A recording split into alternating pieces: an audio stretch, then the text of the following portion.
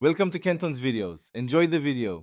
You start by opening the color contrast analyzer and getting your samples ready. Pick the precise foreground and background colors. Use hex codes or sample directly from the screen. This avoids guesswork.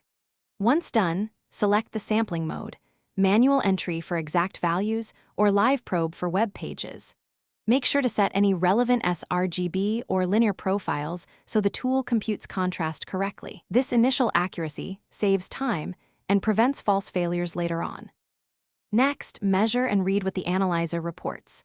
Input the colors or probe elements, then note the numeric contrast ratio.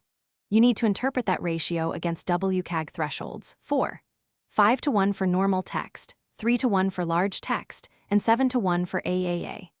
Once you see pass or fail indicators, check both AA and AAA outcomes and run simulations like low vision or deuteranopia to understand practical impact. Make adjustments only after confirming which criterion you must meet. Finally, adjust colors to reach the required ratio, usually darken text or lighten background. Start with text changes because they preserve brand backgrounds.